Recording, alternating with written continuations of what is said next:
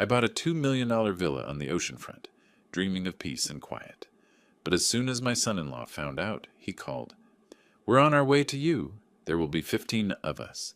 Prepare beds, towels, slippers, food. We'll be staying for 3 weeks. We'll be there in 40 minutes, so hurry up, old man."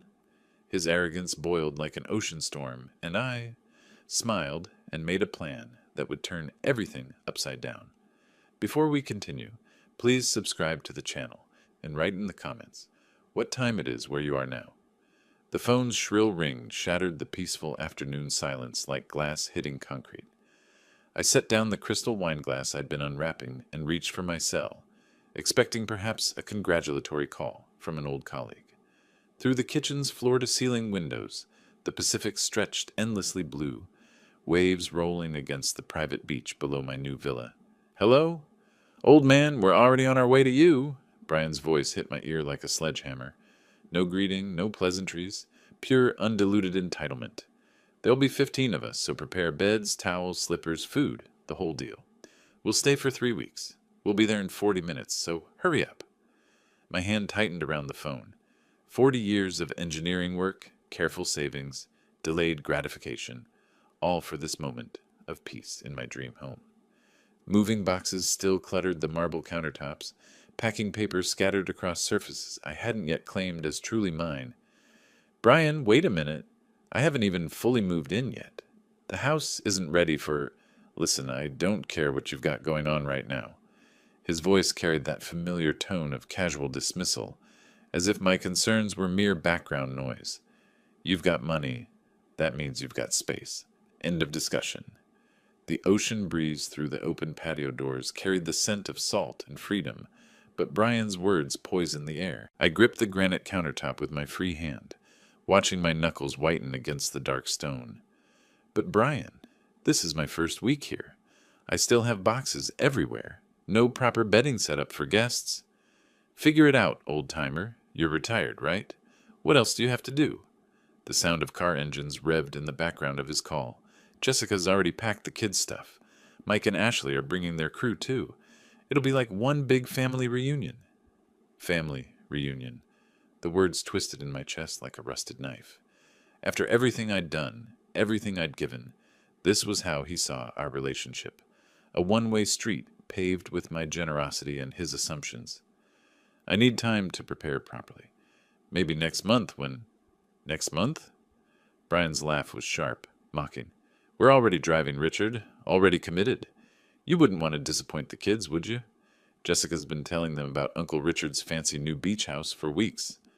Uncle Richard? Not Grandpa Richard, not even just Richard. Uncle, as if I were some distant relative obligated to provide entertainment for his convenience. The phone felt slippery in my sweating palm. "Brian, please be reasonable. 3 weeks is a long time, and with 15 people. Stop being so dramatic. Family helps family, remember? You taught me that." His voice carried a smugness that made my stomach turn. "Besides, what's the point of having all that money if you don't share it with the people who matter?" The people who matter. I closed my eyes, seeing Emily's face in my mind. My daughter, his deceased wife, the bridge between us that death had burned away 3 years ago. What would she think of this conversation? What would she say about her husband's tone, his demands, his complete disregard for basic courtesy? "Just have everything ready when we arrive. We're bringing beer, so make sure your fridge has space. Oh, and Jessica wants to use your master bedroom? It's got the best ocean view, right? We'll take that one." My master bedroom, the sanctuary I'd dreamed of for decades, with its private balcony overlooking the endless Pacific. The room where I'd planned to finally rest, to enjoy the fruits of 4 decades of careful living and strategic sacrifice. "The master bedroom is perfect. See you in 35 minutes now. Don't keep us waiting outside." The line went dead. I stood motionless in my sunlit kitchen, holding the silent phone like evidence of a crime. Through the windows, seagulls danced above the waves, their cries mixing with the distant sound of surf. This was supposed to be my paradise, my reward for a lifetime of putting others first. My hand still trembled slightly as I lowered the phone. 35 minutes, 15 people, 3 weeks. The wine glass I'd been unpacking caught the afternoon light, throwing rainbow patterns across the marble. Such a delicate thing, beautiful and fragile, like the peace I'd thought I'd finally earned. The phone slipped from my numb fingers onto the granite counter with a soft click. My legs felt unsteady as I walked toward the living room, past walls still bare of the artwork I'd carefully collected over the years. Everything waited in boxes, my life in limbo between the past and what I'd hoped would be a peaceful future. Emily's photo smiled at me from the mantelpiece, the only item I'd unpacked first, needing her presence in this new space. I picked up the silver frame with shaking hands, studying her warm brown eyes, the gentle curve of her smile. 3 years since cancer took her, but the ache remained fresh. "Dad, Brian's really trying to find work," her voice echoed in my memory. "Could you help us just this once?" Just this once. Those 3 words had become the soundtrack of my relationship with Brian Miller. I sank into the leather reading chair I'd positioned to face the ocean, Emily's photo cradled in my lap. The afternoon sun streamed through the windows, but my mind drifted to darker times. The first emergency had come 6 months after their wedding. Brian's startup company had folded, leaving him unemployed with mounting credit card debt. $18,000 I'd transferred from my retirement savings, watching my carefully planned financial timeline shift forward by 6 months. "You're so generous, Dad," Emily had whispered over dinner that night. "Brian appreciates everything, even if he doesn't always show it." But Brian never showed it. Not when I paid for his MBA program, $45,000 spread over 2 years. Not when I covered their mortgage down payment because his credit score couldn't secure a decent rate. $60,000 that time, money I'd earmarked for my own dream house fund. I ran my fingers through my gray hair, remembering the pattern that had emerged. Every few months, another crisis. Emily's medical bills during her cancer treatment had been legitimate. $85,000 I'd gladly given to fight for her life. But even then, Brian had somehow made it about himself, complaining about the stress affecting his job performance. The ocean waves crashed rhythmically below, but I heard instead the sound of Brian's voice during Emily's funeral reception. "At least now we won't have all these medical bills hanging over us." My stomach had turned that day, watching him network with mourners, while I stood beside my daughter's casket. Even grief, it seemed, was just another opportunity for Brian to focus on his own convenience. After Emily died, I'd expected the requests to stop. Surely Brian would find his footing, build his own stability. Instead, they intensified. Car repairs when his warranty expired, property taxes he'd forgotten to budget for, Jessica's engagement ring upgrade because she deserved something special. I kept a mental tally, though I tried not to. $327,000 over 6 years, enough to buy a decent house in most American cities, enough to secure a comfortable retirement without the financial anxiety that still woke me at 3 a.m. despite my careful planning. Standing slowly, I placed Emily's photo back on the mantelpiece and walked to my study.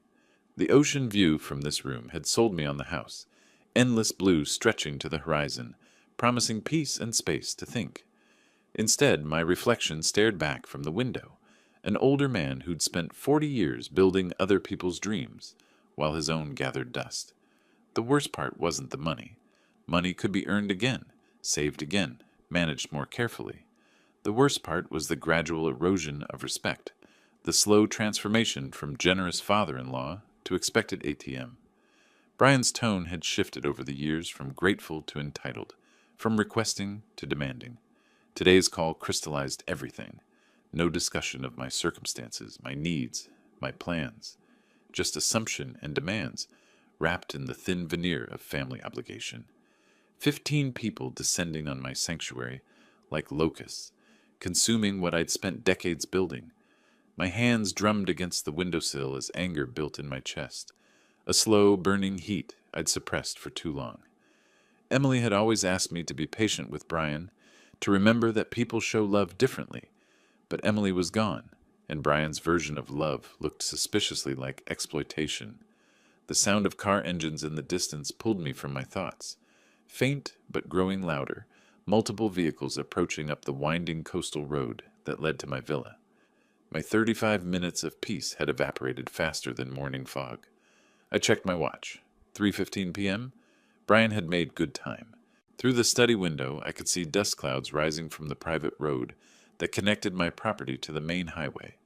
4 vehicles, maybe 5, moving in convoy formation like an invasion force approaching a conquered territory. My jaw clenched as I watched them approach.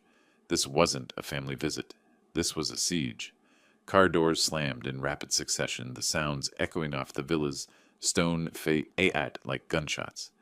I moved from the study window to the front entrance, watching through the sidelights as 4 vehicles disgorged their passengers into my circular driveway. Brian's black SUV led the convoy, followed by 2 sedans and a pickup truck loaded with coolers, beach equipment, and enough luggage for a month-long expedition. 15 people. Brian hadn't been exaggerating. The front door felt solid beneath my palm as I gripped the handle, steadying myself for what was coming. Through the decorative glass, I watched Brian emerge from his SUV like a general surveying conquered territory. Designer sunglasses despite the afternoon shadows. That cocky stride I'd grown to despise over the years. Jessica tumbled out of the passenger side, blonde hair whipping in the ocean breeze, immediately pulling out her phone to record everything. "Oh my gosh, you guys, look at this place." Her voice carried clearly across the driveway. "It's like a resort." I opened the door before they could ring the bell, hoping to maintain some semblance of control over the situation. The hope died instantly. "What's up, old man? How do you like our surprise?" Brian pushed past me into the foyer, without waiting for an invitation, his eyes already scanning the interior, like he was taking inventory. "Jessica, look, there's the hot tub I told you about." "Brian, I told you on the phone that I'm not ready for guests." But my words were lost in the chaos as the rest of the group streamed through my front door. A man I recognized as Mike, Brian's college roommate, let out a low whistle. "Dude's got serious money. Why not share it with family, right?" Ashley, Jessica's sister, pushed through carrying 2 oversized suitcases. "This place is absolutely perfect for our vacation. The kids are going to love that pool." She gestured toward my infinity pool visible through the back windows. Kids. I hadn't heard anything about children on the phone. "Stop being so dramatic, Richard." Brian had already made it to the living room, his wet sandals leaving sandy footprints on my imported Italian marble. "Family helps family. You taught me that, remember?" More people flooded in, faces I didn't recognize mixing with others I'd met at Emily's funeral. Kevin, someone's boyfriend, carried a cooler full of beer like he was arriving at a college party. 2 women I'd never seen before were already discussing room assignments as if I weren't standing right there. "Excuse me," I called out, my voice barely audible over the growing din. "Could everyone please?" "Oh my gosh, you guys have to see this kitchen." Jessica had discovered the gourmet cooking space I'd spent months designing. She held her phone up, live streaming to her social media followers. "We're staying at my father-in-law's incredible beach house. Look at this view." Father-in-law, the title felt like sandpaper in my ears. Brian had never called me Dad, even when Emily was alive. Always Richard, always maintaining that distance. But Jessica claimed the family connection when it suited her purposes. Someone had found my sound system and filled the house with thumping music. Bags and coolers appeared everywhere, dumped in the foyer, stacked against my pristine walls, claimed spaces throughout my sanctuary like territorial markers. "Brian, we need to talk about this." "Later, old-timer. Right now we need to get everyone settled." He moved toward the hallway leading to the bedrooms, a parade of strangers following behind him. "Jessica and I'll take the master suite, obviously. Mike and Tracy can have the guest room with the ocean view. Ashley, you and Kevin take the one with the balcony." I stepped in front of him, blocking access to the bedroom wing. "The master bedroom is off limits. That's my private space." Brian's laugh was sharp and dismissive. He placed a hand on my shoulder, not affectionately, but with the casual condescension of someone moving an obstacle. "Come on, Richard. Don't be selfish. We drove 4 hours to get here. Jessica specifically wants the room with the best view for her morning yoga videos." The physical contact felt like a violation. I stepped back, but Brian simply pushed past me, leading his entourage down the hallway I'd walked alone for only 1 week. My hallway in my house, purchased with my money and my dreams. "This is perfect," Jessica's voice echoed from my bedroom. "The lighting in here is amazing for content creation." content creation. My master suite was becoming the backdrop for social media posts. In the living room, Mike had opened his beer cooler and was distributing drinks without asking permission. Ashley was rearranging my furniture to create better conversation areas. Someone's child, I hadn't even seen them arrive, was running around the pool deck in wet swimwear, leaving dark footprints on the limestone I'd spent a fortune importing from Portugal. The invasion was complete. In less than 10 minutes, my peaceful villa had been transformed into a crowded vacation rental, my careful organization destroyed by the casual chaos of entitled guests who saw my generosity as their right. I stood in my own foyer, feeling like a stranger, watching people I barely knew claim ownership of spaces I'd dreamed about for decades. The ocean view through my windows remained beautiful, but it now framed a scene of occupation rather than tranquility. Brian emerged from my bedroom, grinning with satisfaction. "This is going to be the best 3 weeks ever. Jessica's already planning a housewarming party for tomorrow night. Hope you don't mind. She invited a few more people from her yoga studio." A few more people. My jaw clenched so tightly I thought my teeth might crack. This wasn't a family visit.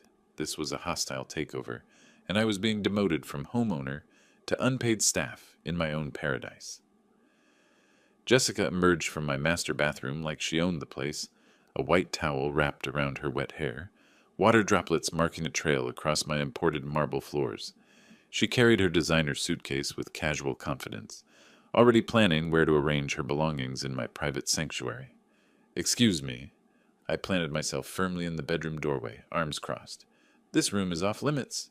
She paused, genuinely surprised by the resistance. "Oh, come on, Rick. We talked about this already. The lighting in here is perfect for my morning routine videos." "No." The word came out harder than I'd intended. "Everyone needs to leave. Now." Jessica's blue eyes widened with practiced innocence. She shifted her suitcase to one hand and placed the other on her hip, a pose I recognized from her social media photos. "Rick, honey, we're family. Why are you being so hostile?"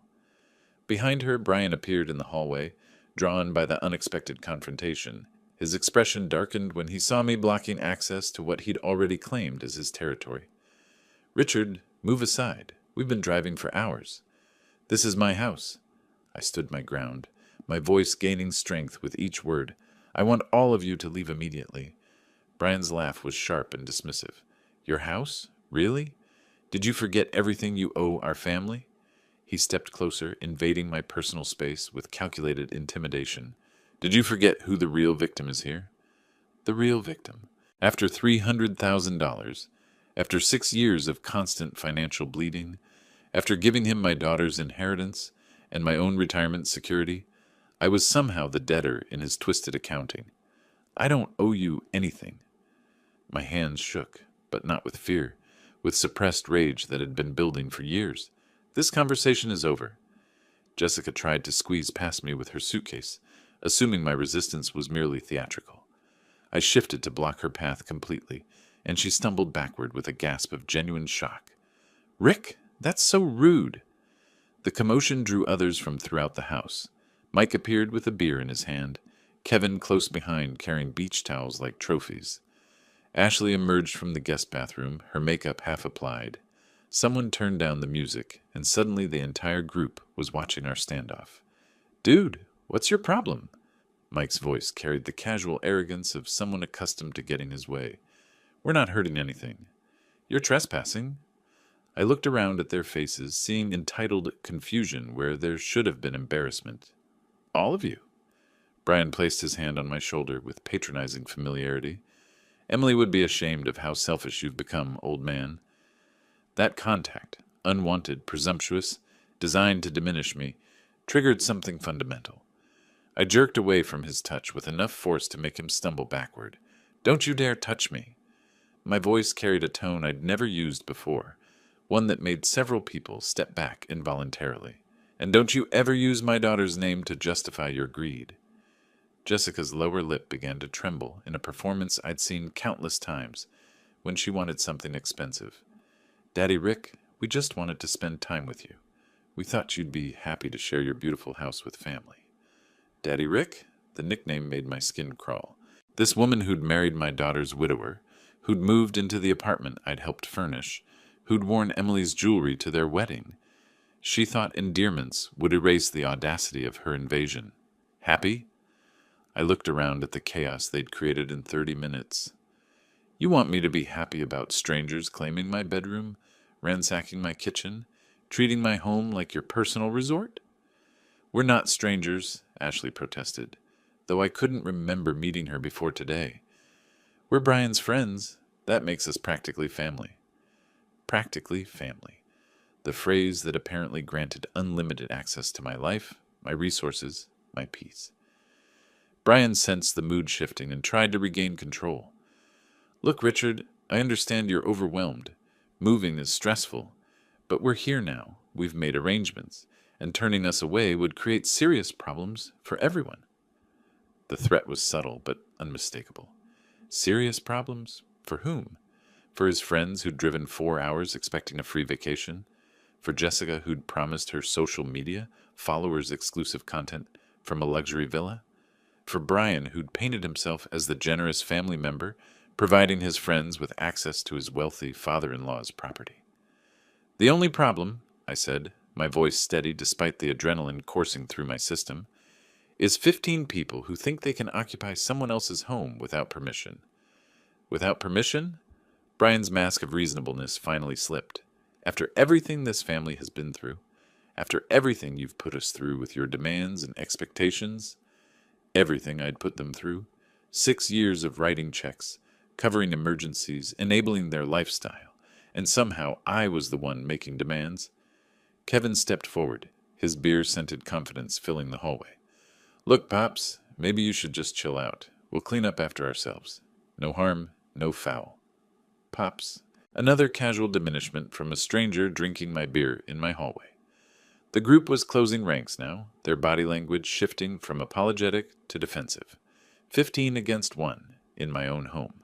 They'd spent their entire drive here assuming I'd capitulate, planning their 3-week vacation around my expected surrender. Brian moved closer again, his voice dropping to the tone he'd always used when delivering ultimatums. Think carefully about your next move, Richard. Some decisions can't be undone. Some relationships can't be repaired once they're broken. There it was, the naked threat wrapped in concern for family harmony. Cross us and lose us forever, as if their presence in my life was a gift rather than a burden I'd carried for too long. I looked around at their faces, entitled, expectant, already calculating how to spin this story to make me the villain. In their minds, I was the unreasonable rich relative who'd forgotten his place in their hierarchy of need. But standing there in my own hallway, defending my own bedroom door, I finally understood something crucial. Some relationships were already broken. Some had never been real in the first place. The question wasn't whether I could afford to lose them. The question was whether I could afford to keep them. Brian's threat hung in the air like smoke from a house fire, toxic and impossible to ignore. 15 faces stared at me with varying degrees of hostility and confusion, waiting for my capitulation. They'd driven 4 hours expecting compliance, not confrontation. You're right about one thing, I said, stepping back from the bedroom doorway. Some decisions can't be undone. I turned and walked deliberately toward my study, fishing my phone from my pocket.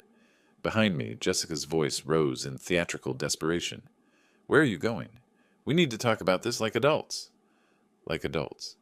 From a woman who'd spent the last hour photographing herself in my bathroom for social media content. Finally coming to his senses, I heard Brian mutter to Mike, probably calling his lawyer to change his will or something equally dramatic. The study door felt solid and reassuring as I closed it behind me, turning the lock with a satisfying click. This room was my sanctuary. Floor-to-ceiling bookshelves, my engineering texts, the massive oak desk where I'd planned my retirement finances. Through the window, the Pacific stretched endlessly, indifferent to human drama. I dialed 911. 911, what's your emergency? The operator's professional calm steadied my nerves. I need police assistance. There are people in my home who refuse to leave when asked. Sir, are you in immediate physical danger? Outside the study door, I could hear urgent whispers and the sound of footsteps.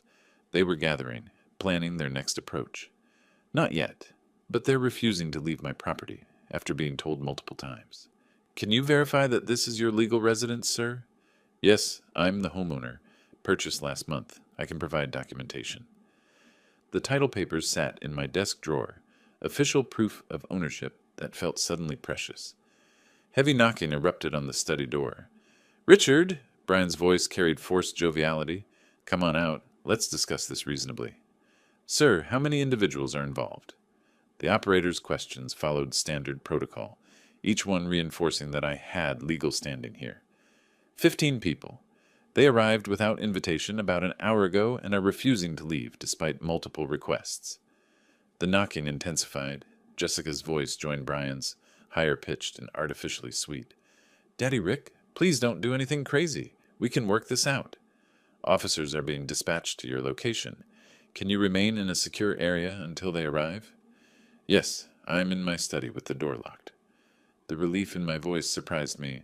After an hour of feeling outnumbered and dismissed, someone was finally treating my concerns as legitimate.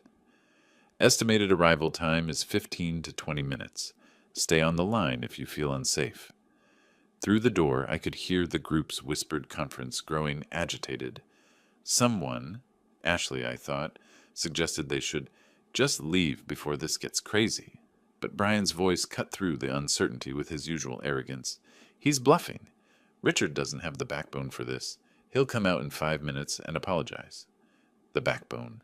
After 40 years of engineering work, after building a career that provided for everyone around me, after sacrificing my own dreams repeatedly for others' comfort, he questioned my backbone. Thank you, officer. The police are on their way. I ended the call and sat back in my leather chair, feeling calmer than I had all day. The pounding on the door escalated from knocking to serious hammering. Open this door right now! Brian's mask of civility had finally dropped completely. This is family business, not a police matter. But it wasn't family business. Family doesn't invade. Family doesn't ignore clear boundaries. Family doesn't threaten consequences when their exploitation is challenged. Richard, please! Jessica's voice cracked with what might have been genuine emotion. How can you do this to us? We trusted you. They trusted me, to provide unlimited access to my resources, to absorb their problems without complaint, to remain grateful for the privilege of being used. Mike's voice joined the chorus outside. Dude, this is insane. We're just trying to have a vacation. A vacation. At my expense, in my home, without my consent. The casual entitlement in his voice crystallized everything wrong with this situation. Through the study window, I watched seagulls wheel over the waves, free and unconstrained. For 40 years, I'd been the provider, the problem solver, the reliable source of solutions for everyone else's crises. When had I become the villain for wanting peace in my own home? The hammering on the door reached a crescendo, then suddenly stopped. Urgent whispers replaced the pounding. They'd realized their tactical error. Making threats and demands while I called police wasn't enhancing their position. Richard? Brian's voice had shifted to wounded innocence. We just want to understand what's wrong. Why are you so angry with us? What's wrong? 6 years of financial exploitation, an hour of home invasion, 15 strangers claiming my bedroom, drinking my beer, planning my social calendar. The question itself proved how little he understood about basic human decency. My phone buzzed with text messages. Brian had apparently decided on parallel pressure campaigns. Emily would want us to be together as a family. You're destroying relationships that can never be rebuilt. Think about what you're doing to innocent people who just wanted to spend time with you. Innocent people. I deleted the messages without reading the rest. Footsteps moved away from the door as the group retreated to plan their next move. Through the thin walls, I could hear heated arguments. Some wanted to leave immediately. Others insisted on standing their ground. Jessica was crying again, but this time it sounded less theatrical. 15 minutes. The police would arrive in 15 minutes, and this nightmare would end. I'd spent decades avoiding confrontation, smoothing over problems, writing checks to make difficulties disappear. Today, for the first time, I'd called for backup instead of capitulating. The sensation was both terrifying and liberating. Outside, car engines started. Some of the group was cutting their losses, unwilling to face police questioning about their vacation plans. But heavier footsteps remained in the hallway. Brian and his core supporters weren't retreating. The sound of sirens in the distance made my heart race with anticipation rather than fear. Help was coming. The sirens grew louder, cutting through the afternoon air like Judgment Day approaching. Outside my study door, the urgent whispers turned to panic-stricken strategy sessions. Footsteps scattered in multiple directions as reality finally penetrated their bubble of entitlement. "Everyone just stay calm," Brian's voice carried forced authority, but I could hear the strain underneath. "Let me handle this. It's just a misunderstanding." A misunderstanding. 15 uninvited guests refusing to leave someone's home wasn't a misunderstanding. It was trespassing. But Brian's entire worldview required casting himself as the reasonable party in every conflict. The doorbell rang with official authority, not the casual finger tap of social visitors, but the sustained professional pressure of law enforcement. Through my study walls, I heard the scramble of people trying to appear casual, cleaning up beer bottles and hiding evidence of their invasion. I unlocked my study door and emerged to find the group arranged in the living room like they were hosting an intervention. Brian had positioned himself near the front door, preparing to control the narrative. Jessica sat on my sofa with red-rimmed eyes, clutching tissues like props in her performance. "Good evening, officers." Brian opened the door with practiced charm. "I'm afraid there's been a family misunderstanding. My father-in-law seems to be having some kind of episode." "An episode?" Of course I was the problem, not the 15 people who'd invaded my home. 2 officers entered, a senior man with gray temples who introduced himself as Officer Johnson, and a younger woman, Officer Martinez. Their presence immediately shifted the room's dynamic.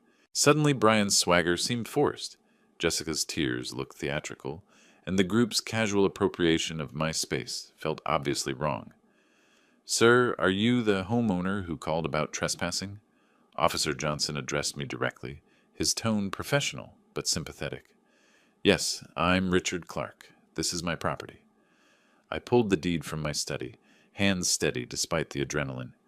"These people arrived without invitation and refused to leave."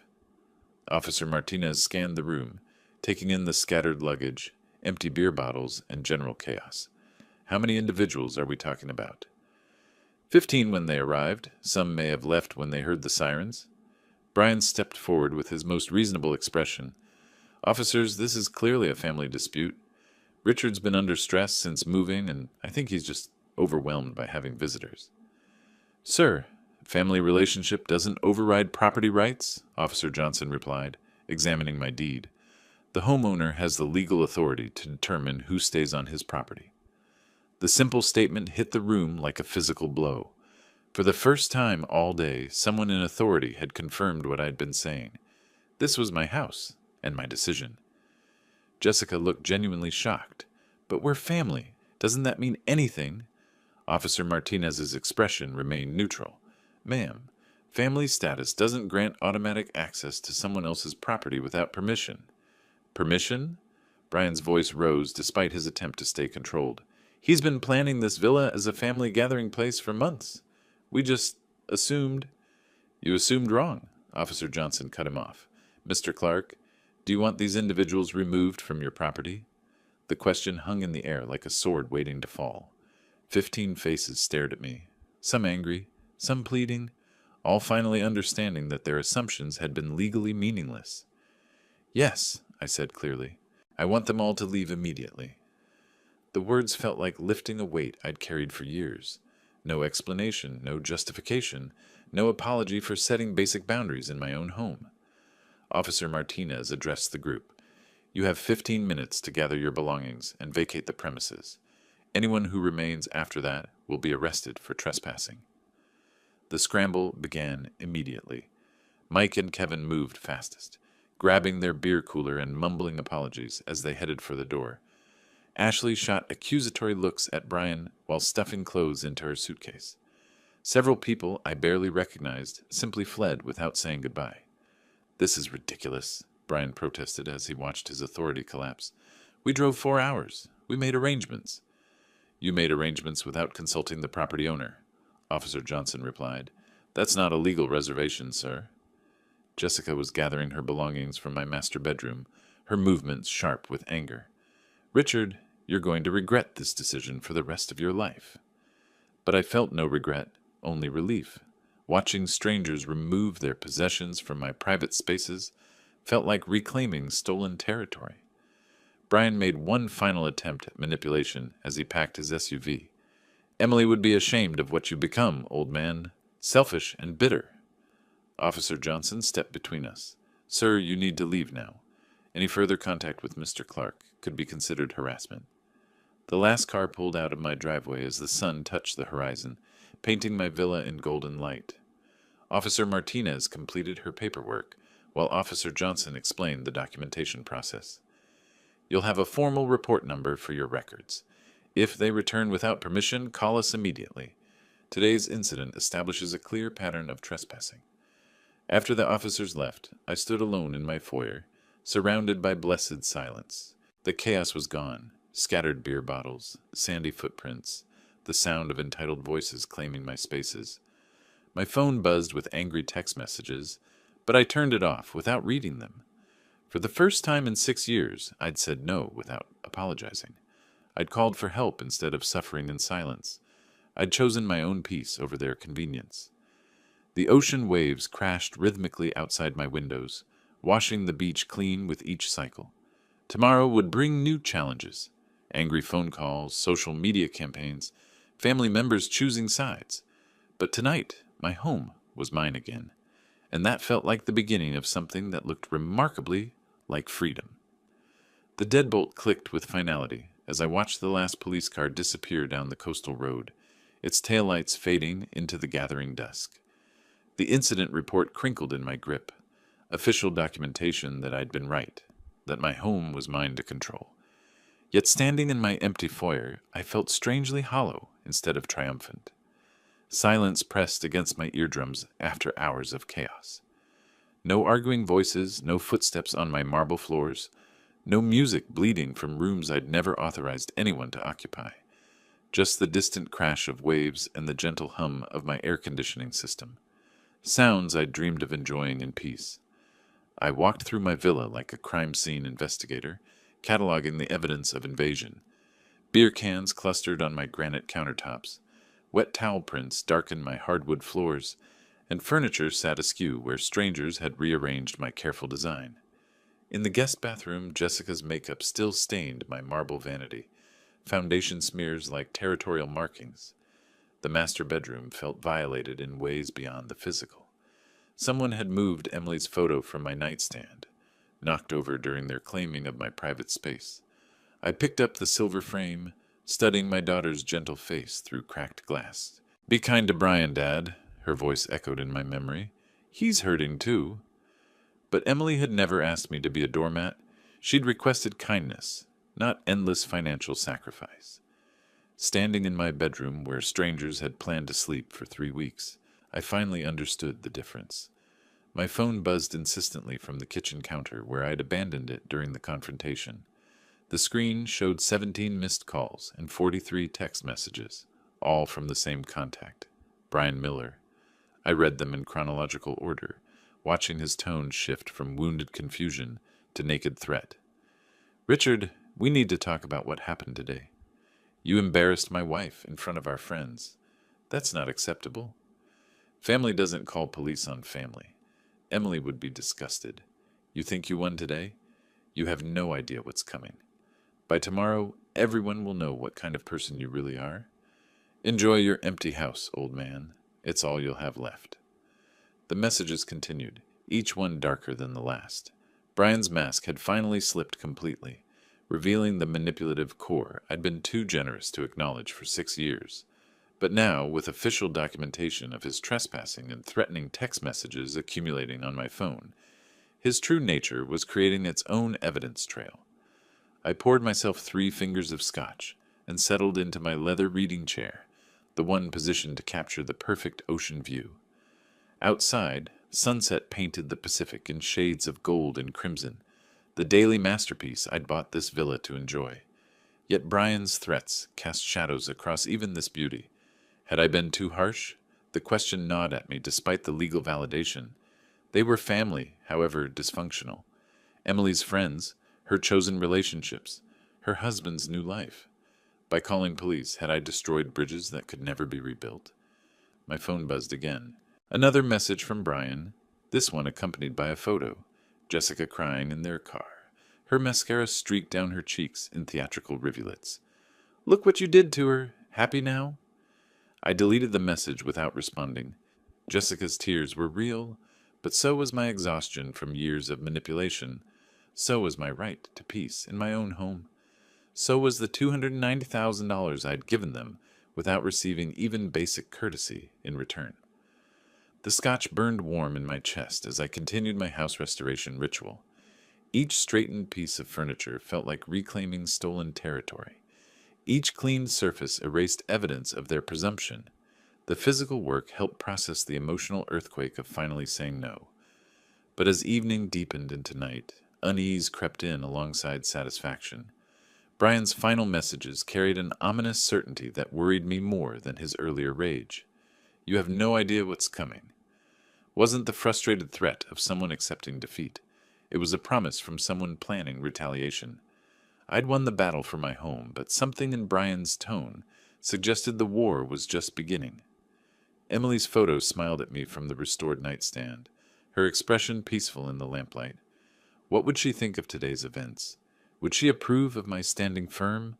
Or would she see only the destruction of family harmony she'd worked so hard to maintain? "I think you'd understand, sweetheart," I whispered to her image. "You taught me to be generous, not stupid." My phone lit up with another notification, the screen showing Brian's name yet again. This time I turned it off completely, but not before glimpsing the preview of his latest message. "Tomorrow, everyone will see." The threat hung unfinished in the darkness, promising complications I couldn't yet imagine. Whatever Brian was planning, it would arrive with the morning sun. For tonight, at least, my home was mine. But victory had never felt so fragile. Sunlight streamed through my kitchen windows as I reached for my silent phone to check the time. 8:47 a.m. I'd slept poorly, Brian's threats echoing through restless dreams. The device felt warm in my palm, its screen lighting up with a cascade of notifications that made my stomach drop. 47 alerts from Facebook, Instagram, and text messages. My email showed dozens of new messages from people I hadn't heard from in years. Something had happened overnight, something significant enough to wake my entire social network. I opened Facebook first, immediately finding Brian's post at the top of my feed. The words hit like a physical blow. My father-in-law kicked his own family out of his house yesterday, called the police on us like we were criminals. Money really does change people. My late wife Emily would be heartbroken to see what her father has become. We just wanted to spend time with him at his new mansion, but apparently we're not worthy anymore. Prayers needed for our family during this difficult time. The post had been shared 43 times overnight. Comments poured down the screen like accusations. Heartbreaking. Can't believe someone would treat family this way. Money corrupts. Poor Jessica and the kids. Kids. There had been no children yesterday, but Brian's narrative was already growing more tragic in the retelling. Jessica had posted a video testimonial, filmed in their car with red-rimmed eyes and trembling voice. "I just can't understand how someone who used to love us could turn so cold. We brought friends to meet him, to share in his success, and he treated us like strangers. Emily used to say her dad was the most generous man alive. I guess she never saw this side of him." My hands shook as I scrolled through the responses. Old neighbors from my previous house, colleagues from my engineering firm, even Emily's college friends, all expressing shock and disappointment. The narrative was simple, compelling, and completely false, but Brian had presented it first, claiming the moral high ground before I even knew a war had started. I tried commenting on his post, fingers clumsy on the small keyboard. "This is one-sided. Brian brought 15 people to my house without invitation or permission.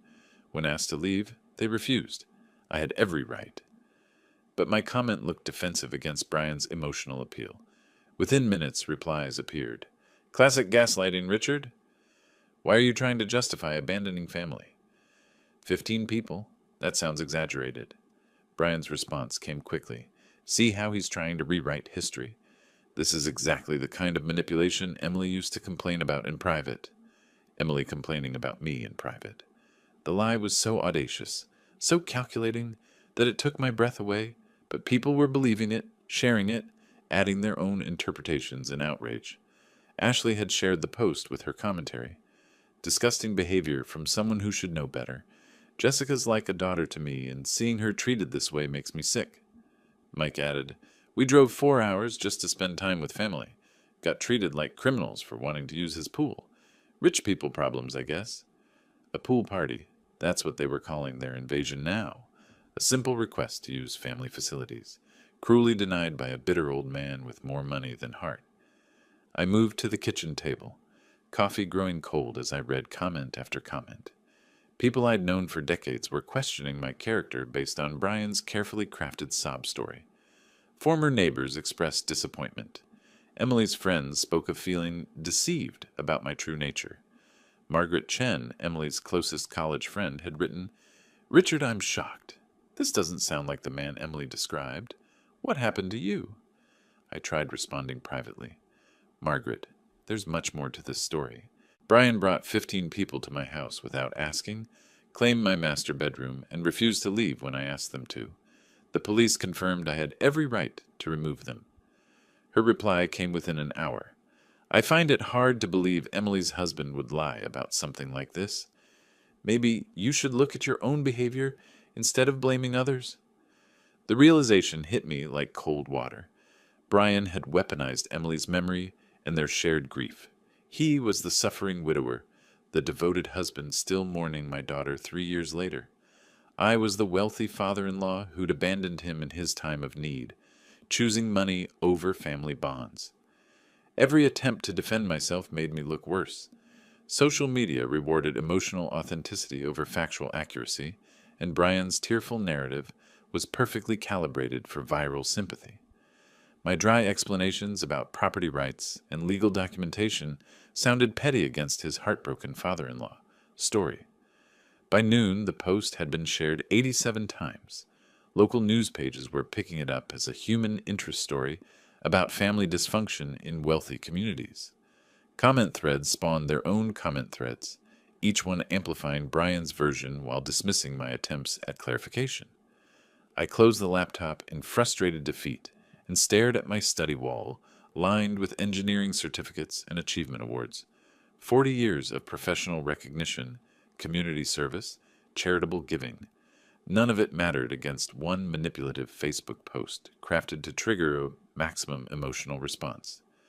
My college diploma hung in its place of honor, the engineering degree that had taught me systematic problem-solving and evidence-based analysis. Social media wasn't about truth or evidence. It was about narrative control and emotional manipulation, skills I'd never needed to develop and weapons I'd never learned to wield. But engineering had taught me something valuable. Every problem had a solution if you approached it systematically. Brian might have won the first round with superior social media strategy, but this war would ultimately be decided by facts, documentation, and legal reality. I needed to stop playing defense on his chosen battlefield and start building my own case with the tools I understood: evidence, documentation, and professional expertise. The question was whether I could assemble a defense faster than his lies could spread. I turned away from the computer screen and faced my wall of professional achievements: engineering degrees, project awards, 40 years of systematic problem-solving represented in frames and certificates. Brian might understand social media manipulation, but I understood something more fundamental: how to break complex problems into manageable components and solve them methodically. This was just another engineering challenge. Brian had created a structural weakness in his narrative by building it on lies. My job was to find that weakness and exploit it with evidence.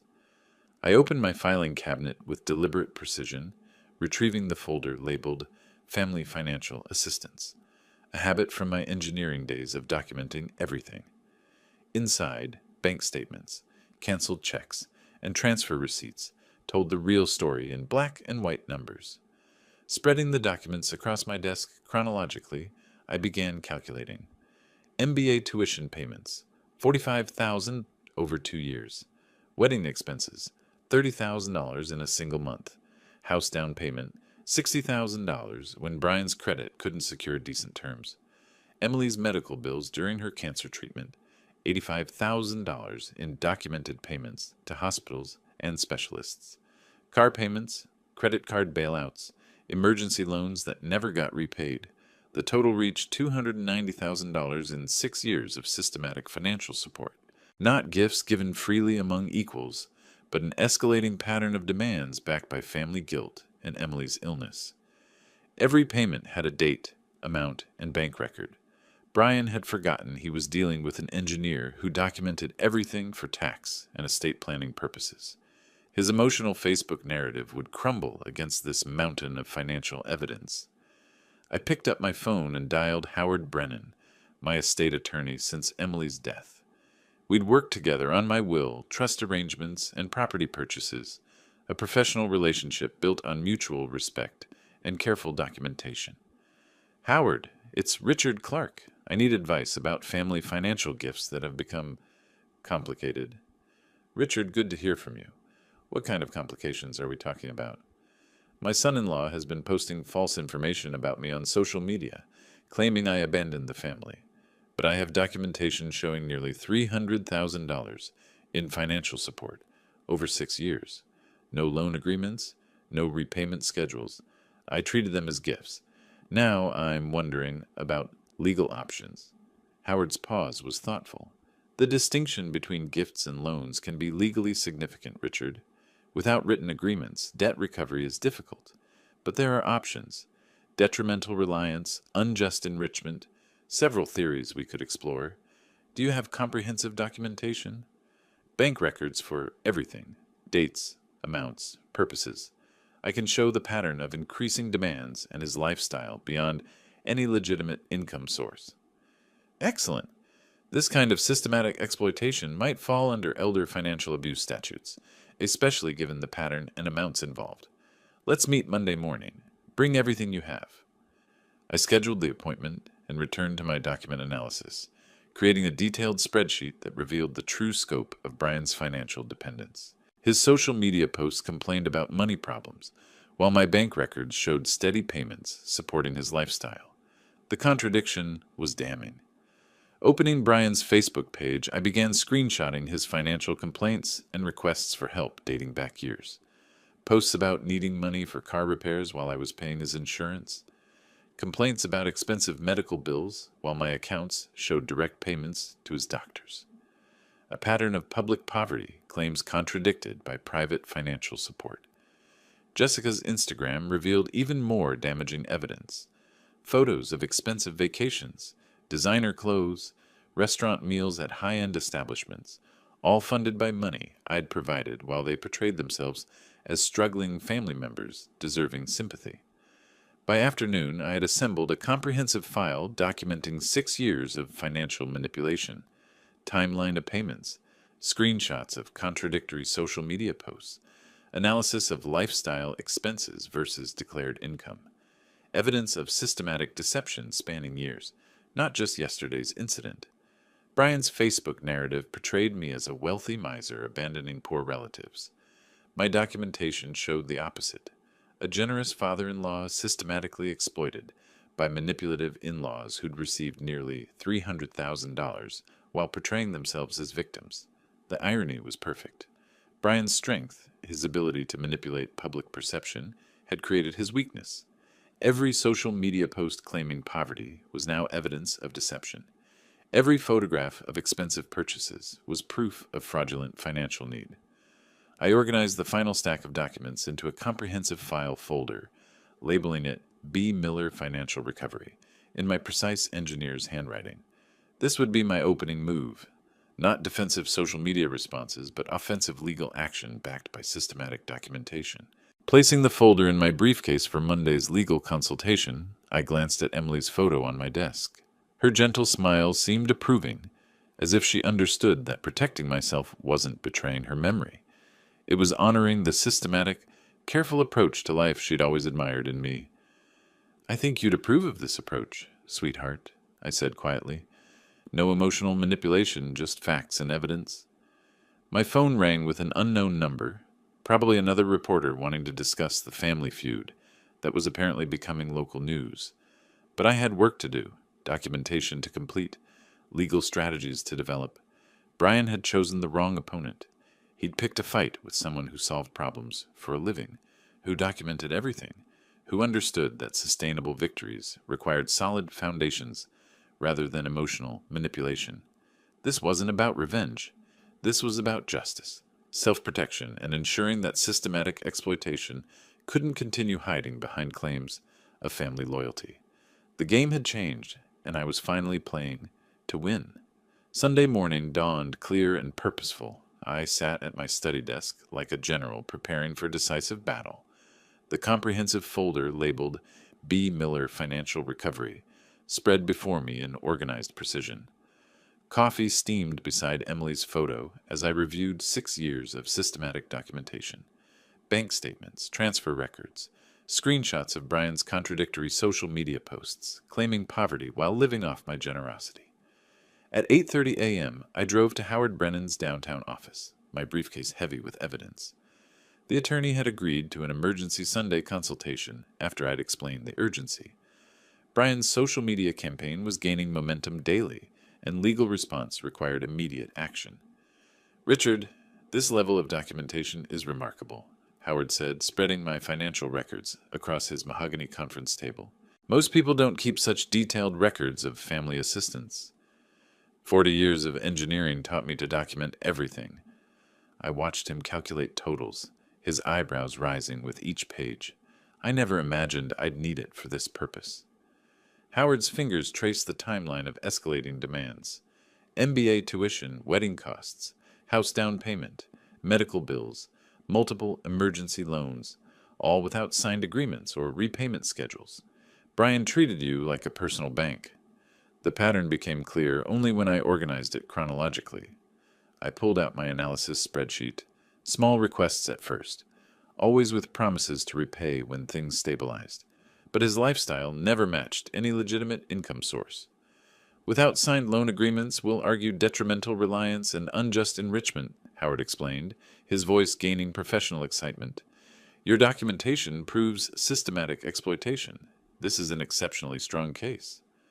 "What are my realistic chances of recovery?" Howard smiled grimly. "With this evidence? Excellent. Brian won't expect this level of preparation. Most family financial disputes lack documentation. You've built a fortress of facts." We spent 2 hours developing strategy, court filing for Monday morning, service of process to catch Brian off guard, defamation counterclaims based on his false social media narrative, timeline for asset discovery and payment enforcement. At noon, I drove to my bank's main branch, armed with Howard's letter requesting certified transaction records. The branch manager, Patricia Williams, personally handled my sensitive request, understanding the legal implications of comprehensive financial documentation. "Mr. Clark, these transfer amounts are significant," she noted, reviewing 6 years of electronic payments to Brian Miller accounts. "We'll provide certified copies with official authentication for court submission." The final tally shocked even me, $290,350 in documented transfers, including several large payments I'd forgotten about during Emily's final months. Emergency room bills, specialist consultations, prescription costs, all paid directly from my accounts, while Brian claimed financial hardship on social media. Patricia arranged official bank seals and notarization for each document, creating legal weight evidence that would withstand courtroom scrutiny. "These records clearly establish the pattern you described, Mr. Clark. The court will find them very compelling." From the bank, I drove to the notary office, where every document received official certification. My sworn affidavit detailed Brian's repeated promises to repay when his business stabilized, promises that disappeared as his demands increased and my daughter's illness worsened. Back home by evening, I organized the final comprehensive file: chronological evidence of systematic exploitation, legal documentation of false promises, social media screenshots proving deliberate deception about his financial status. Everything Brian had forgotten about his lies, I had documented and preserved. The irony was perfect. Brian's strength, manipulating public perception through emotional appeals, had created his weakness. Every social media post claiming poverty was now evidence of fraud. Every photograph of expensive purchases contradicted his claims of financial need. I placed the completed legal file in my briefcase, setting my phone alarm for early courthouse arrival. This wasn't about revenge or anger anymore. This was about justice, accountability, and protecting myself from future exploitation through proper legal channels. Looking at Emily's photo on my desk, I spoke quietly to her gentle smile. "Tomorrow I fight back properly, sweetheart, the way you taught me, with integrity and preparation." My phone buzzed with another hostile message from Brian. "Still waiting for your apology, old man. Family doesn't treat family this way." But Brian had no idea what was coming. While he'd been playing social media games, I'd been building an unassailable legal fortress. Engineering had taught me that sustainable victories required solid foundations, careful planning, and methodical execution. Tomorrow would prove that systematic preparation defeats impulsive manipulation. The game had changed completely, and Brian was about to discover he'd chosen the wrong opponent. The war wasn't over. It was just beginning on my terms. Monday morning arrived with the precision of an engineering timeline. I reached the courthouse at 7:45 a.m., briefcase loaded with documentation that would transform me from defendant in the court of public opinion to plaintiff in the court of law. The filing office opened at 8 a.m. sharp, and I intended to be first in line. "Case filing for debt recovery and defamation," I told the clerk, sliding my comprehensive legal package across the counter. She examined the documentation with growing professional appreciation. Howard's legal formatting, bank certifications, notarized affidavits, timeline analysis that read like a forensic accounting report. "This is exceptionally well prepared, Mr. Clark," she noted, processing my payment and assigning a case number. "Judge Martinez handles debt recovery cases. You'll likely get expedited hearing due to the quality of evidence." Service of process was arranged for immediate delivery to Brian's address. While a court officer drove across town to deliver papers that would shatter his confidence, I returned home to launch the second phase of my coordinated attack. My laptop waited on the kitchen table. Facebook page opened to Brian's viral post about family abandonment. Time to counter his emotional manipulation with systematic facts. I crafted my response with engineering precision. No anger, no defensiveness, just documented evidence presented professionally. I've seen concerning posts about our family situation. Here are the documented facts. I attached screenshots of bank transfers totaling $290,350, organized chronologically with clear descriptions. These funds were provided freely during difficult times, but recent events have changed everything. I'm pursuing legal recovery through proper channels and addressing defamatory statements in court. The post went live at 9:30 a.m., tagged to reach every mutual friend and family member who'd seen Brian's original manipulation. Within minutes, responses began flooding in. Shock, apologies, demands for Brian to explain the financial evidence he'd conveniently omitted from his sob story. Margaret Chen, Emily's college friend who'd questioned my character, commented immediately, "Richard, I had no idea about the financial support. Brian never mentioned any of this. I apologize for judging without facts." Other comments followed rapidly. "This changes everything. Why didn't Brian mention the money? Those are serious amounts over 6 years." Richard was incredibly generous. I spent the morning methodically contacting witnesses, neighbors who'd seen Friday's invasion, Emily's friends with access to full information, my financial advisor who'd processed the large transfers, professional colleagues who could vouch for my character. Each conversation built another pillar, supporting my factual narrative. At 11:15 a.m., my phone rang. Brian's name appeared on the screen, the first time he'd called instead of texting threats.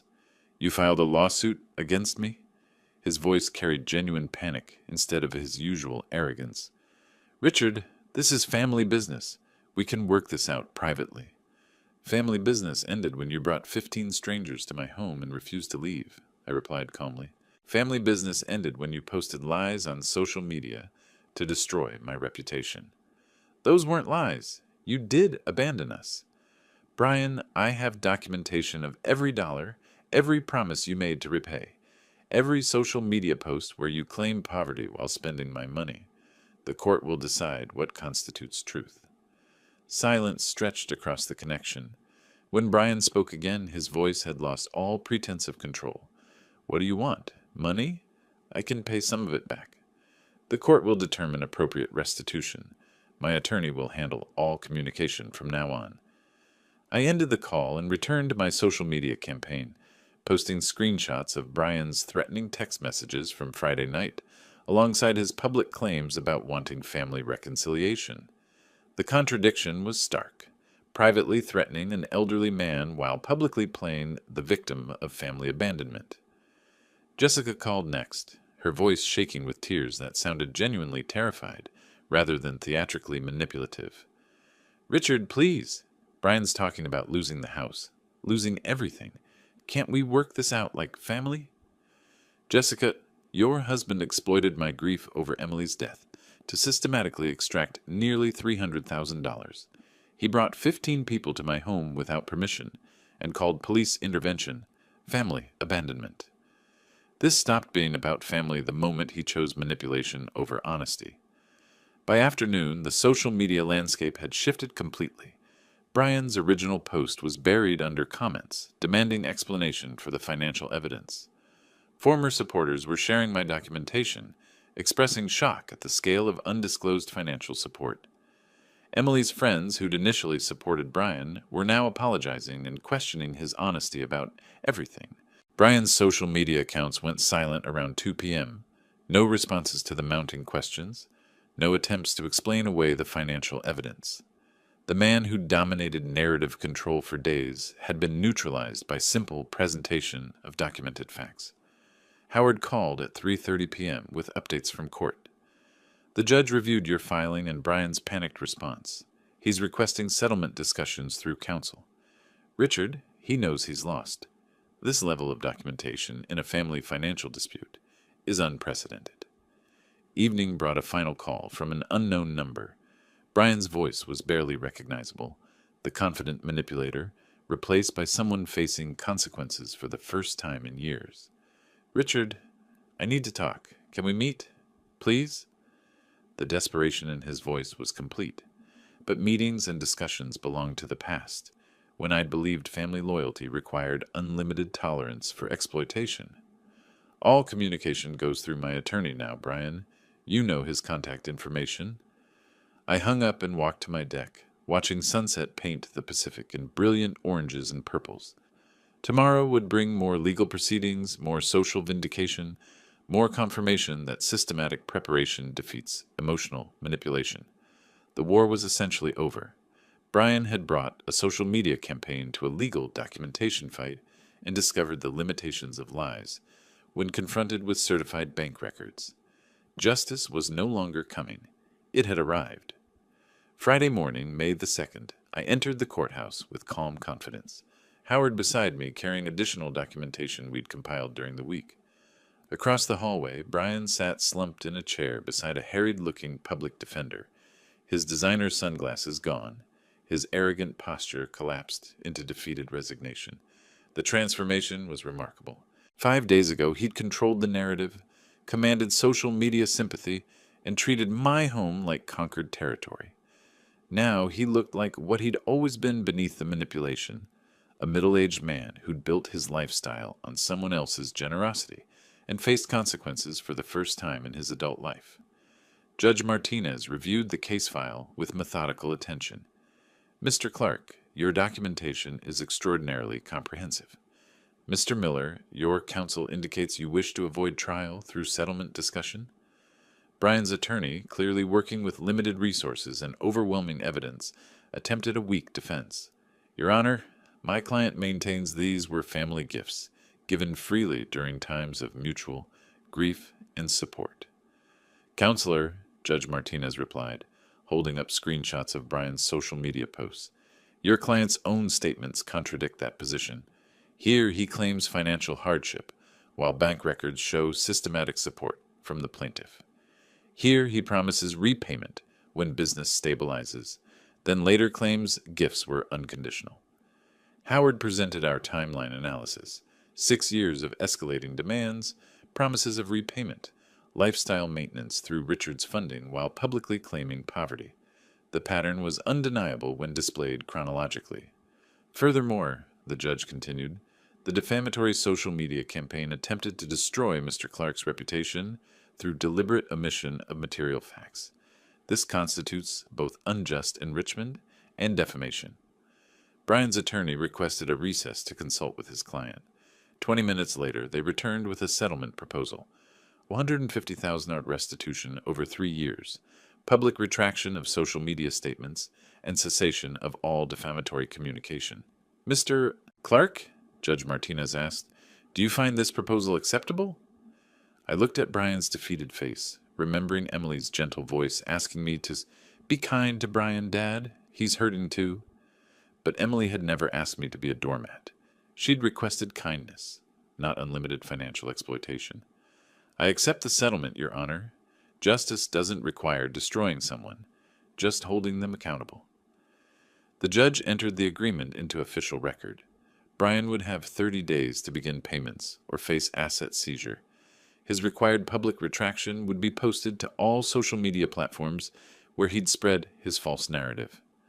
Walking out of the courthouse, I felt Emily's presence more clearly than I had since her death. Not the manipulated memory Brian had weaponized, but her genuine spirit, generous but wise, kind but not naive, loving but protective of those she cared about. Back at my villa, I posted the court decision to social media, with dignity rather than vindictiveness. Our family legal matter has been resolved through proper channels. I'm grateful for everyone's support and look forward to moving forward with renewed appreciation for honest relationships. The response was overwhelming. Emily's friends expressed relief that justice had been served. Former supporters of Brian apologized for believing incomplete information. Even some of his Friday companions messaged privately, admitting they'd felt uncomfortable with the invasion but hadn't spoken up. Brian's required public retraction appeared that evening, a brief, legally mandated acknowledgement that his previous posts contained inaccurate and incomplete information about our family situation. His social media presence, once commanding and manipulative, was reduced to court-ordered damage control. Evening brought a phone call from my nephew David, Emily's cousin, whom I hadn't heard from in months. Uncle Richard, I saw the news about everything that happened. I wanted to call and say, well, I always wondered how Brian afforded his lifestyle. I'm sorry you went through this, but I'm glad you stood up for yourself. Thank you, David, and you're always welcome to visit, with proper invitation and discussion of dates that work for both of us. His laugh was warm and genuine. That sounds perfect. How about next weekend? I'd love to see your new place. I checked my calendar, noting the simple pleasure of being asked rather than commanded, consulted rather than invaded. Next weekend works beautifully. I'll prepare the guest room properly. As sunset painted my deck in golden light, I sat with a glass of wine and watched peaceful waves roll endlessly toward shore. My phone stayed silent. No threatening messages, no manipulative demands, no false family emergencies requiring immediate financial response. The villa felt truly mine for the first time since I'd purchased it. Not just legally mine through property deed, but emotionally mine through boundaries properly established and maintained. My generosity hadn't been destroyed by setting limits. It had been refined, focused toward relationships built on mutual respect rather than exploitation. Emily's photo smiled from the side table, and I raised my wine glass toward her gentle image. I think you'd approve, sweetheart. I learned the difference between being generous and being taken advantage of. The ocean waves washed the beach clean with each cycle, carrying away debris and leaving fresh sand for tomorrow's possibilities. 6 years of systematic exploitation had ended not through anger or revenge, but through systematic preparation, legal process, and the simple recognition that kindness requires wisdom. Brian would make his payments, rebuild his life through honest work, and hopefully learn that relationships require reciprocity rather than manipulation.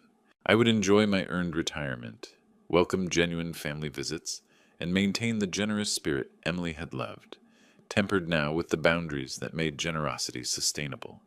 Justice had been served, peace had been restored, and for the first time in years, I looked forward to tomorrow, with uncompromised hope.